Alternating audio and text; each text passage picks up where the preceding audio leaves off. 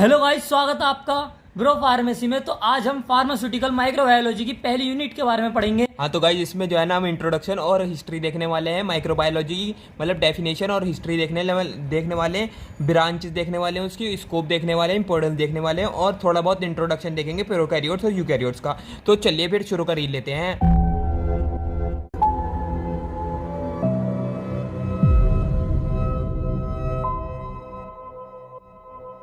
इसमें सबसे पहले डेफिनेशन आ जाती है हमारी। माइक्रोबायोलॉजी हमसे क्या कह रही है? माइक्रो मतलब माइक्रो ऑर्गेनिज्म, बायो मतलब उसकी लाइफ और लॉजी मतलब उसकी लाइफ की स्टडी। तो माइक्रोबायोलॉजी हो गई हमारी means the study of life cycle of micro organism. यहाँ तक इसकी डेफिनेशन कंप्लीट हो गई। थोड़े बहुत पॉइंट और लिखने पड़ेंगे कि मतलब जो लिविंग ऑर्गेनिज्म है हमारे, जिनका साइज जो है ना 1 माइक्रोन से कम है और जो नेक डाइट से नहीं देखे जाते, मतलब नंगी आंखों से नहीं दिखते, तो वही होते हैं हमारे माइक्रोब्स या माइक्रो ऑर्गेनिज्म। तो उसकी स्टडी माइक्रोबायोलॉजी।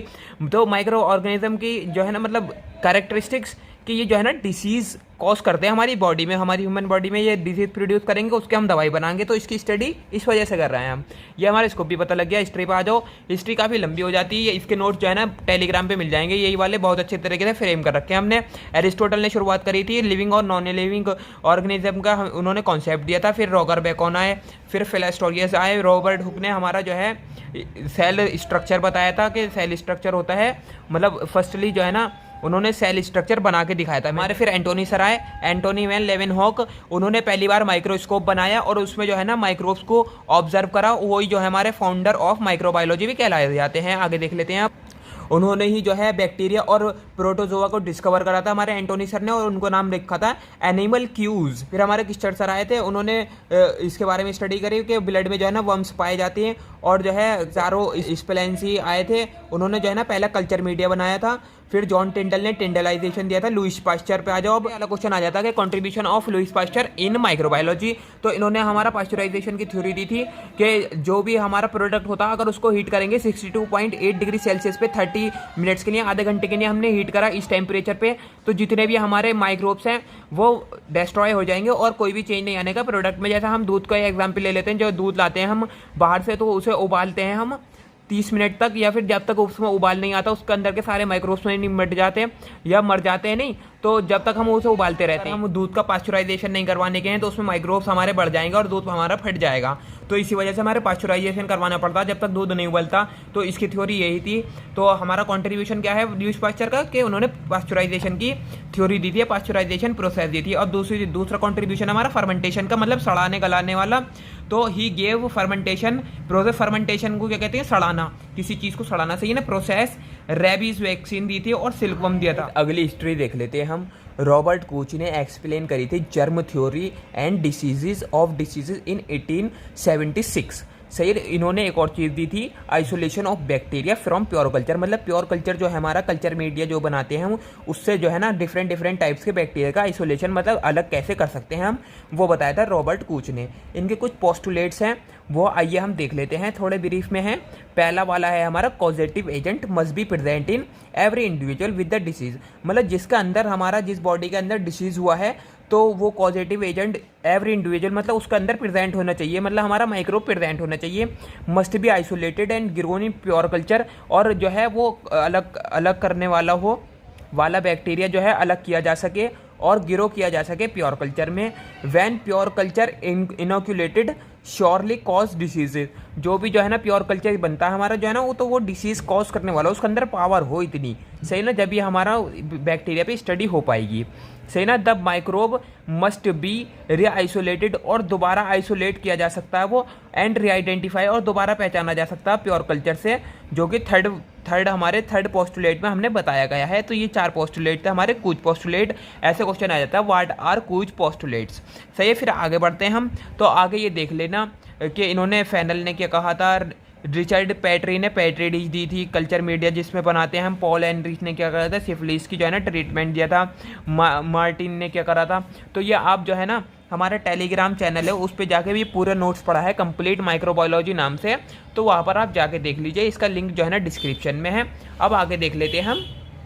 अलेक्जेंडर फ्लेमिंग ने क्या करा था, या भी क्वेश्चन आ जाता कि ये तो 2 बार 3 बार अब भी बैक का पेपर हुआ था 2022 में, अभी 2-3 पहले, तो ये वाला क्वेश्चन और लुईस पास्चर वाला क्वेश्चन मिला के 2 नंबर का आ गया था। तो अलेक्जेंडर फ्लेमिंग ने क्या करा था, discover world first antibiotic substance.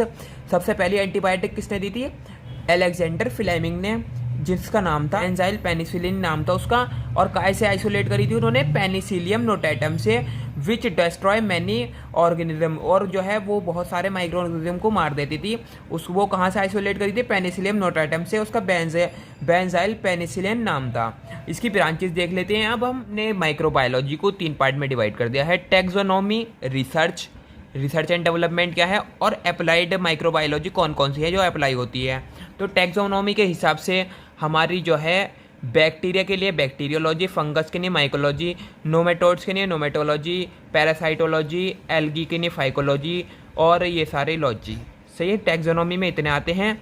Research में आते हैं हमारे जो रिसर्च एंड डेवलपमेंट वाले काम होते हैं, रेवोल्यूशनरी माइक्रोबायोलॉजी होती है, astro microbiology, microbial cytology, microbial genetics, ecology. Applied जहाँ अप्लाइड हो रही है माइक्रोबायोलॉजी, मेडिसिनल माइक्रोबायोलॉजी और फार्मास्यूटिकल माइक्रोबायोलॉजी तो हम पढ़ ही रहे हैं। ये मेडिसिनल माइक्रोबायोलॉजी और इन दोनों में डिफरेंस पूछ लेता है, या फिर एक नंबर की डेफिनेशन पूछ लेता है। ये अभी क्वेश्चन आया था। वो industrial microbiology, biotech, food, dairy, agriculture, veterinary और इन्वायरमेंटल माइक्रोबायोलॉजी का भी जो है ना इम्पॉर्टेंट एप्लीकेशन है माइक्रोबायोलॉजी में। फिर आगे चलते हैं, हम इसके स्कोप देख लेते हैं। हम इसके स्कोप क्या क्या कहते हैं।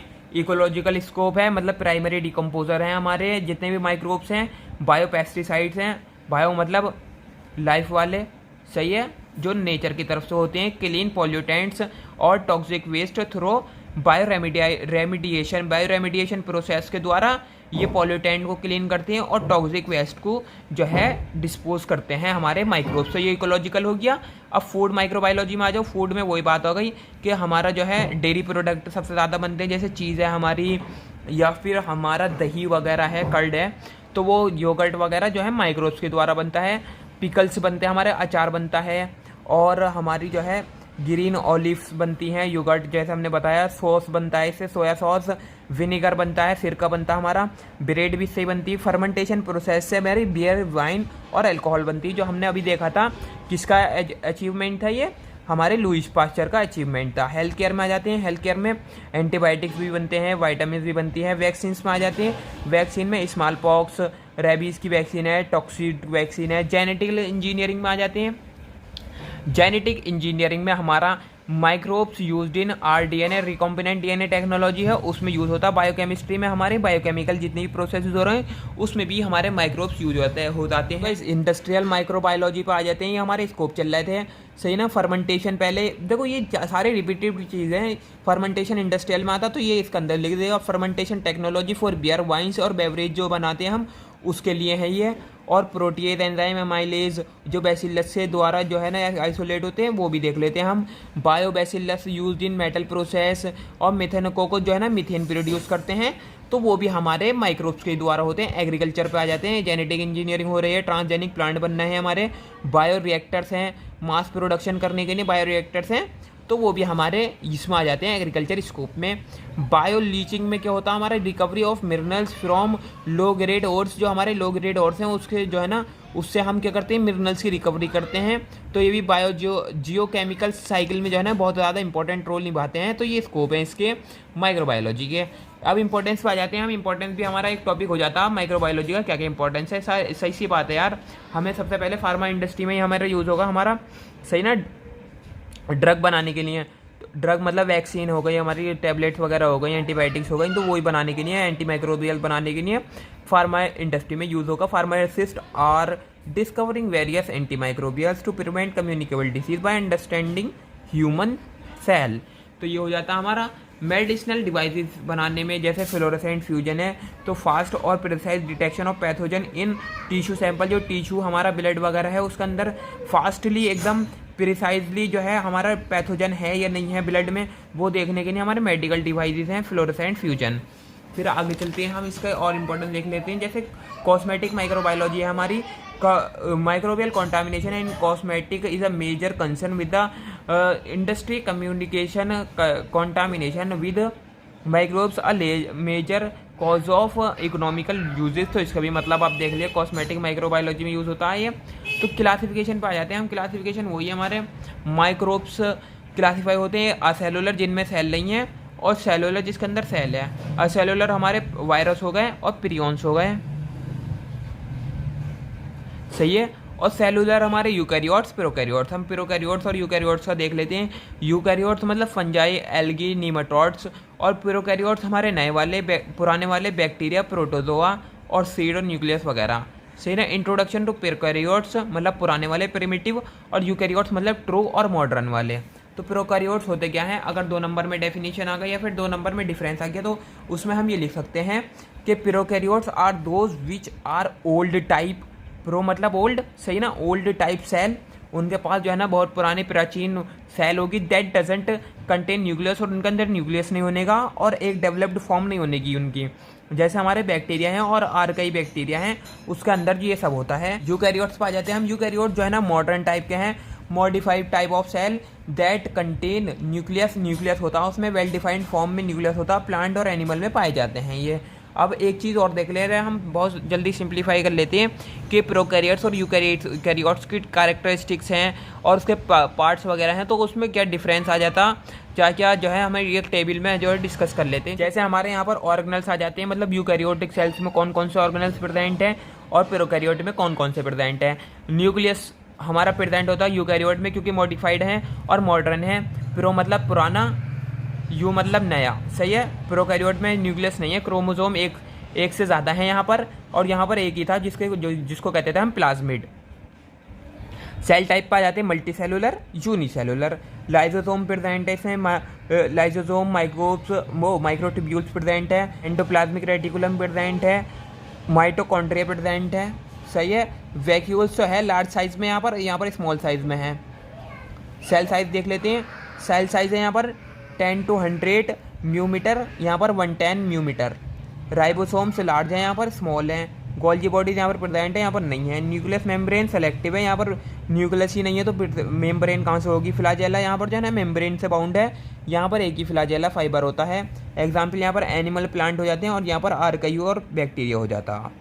तो हम ये वाली वीडियो को यहीं पर ही ख़त्म करते हैं, क्योंकि हमारे 3 से 4 टॉपिक आराम से कवर हो गए हैं। हमारे चैनल को सब्सक्राइब ज़रूर कर लीजिए, और अगर आपने अभी तक पीपी की पहले यूनिट नहीं देखी है तो यहाँ पर हमारा लिंक आ रहा होगा पीपी का, तो वहाँ पर जाके देख लीजिए। पीओसी की भी हमने वीडियोस बना रखी हैं, तो पीओसी का पहला यूनिट कंप्लीट हो गया है। माइक्रो हमने शुरुआत कर दी है, और इंजीनियरिंग के भी बहुत जल्दी आ रहे हैं। तो इन सब के नोट्स आपको कहाँ पर मिलेंगे, वहीं पर ही टेलीग्राम पे। टेलीग्राम का लिंक है डिस्क्रिप्शन में, वहाँ पर जाकर देख लीजिए। और भी लिंक पड़े हैं डिस्क्रिप्शन में, डिस्क्रिप्शन एक बार ज़रूर चेक करिए।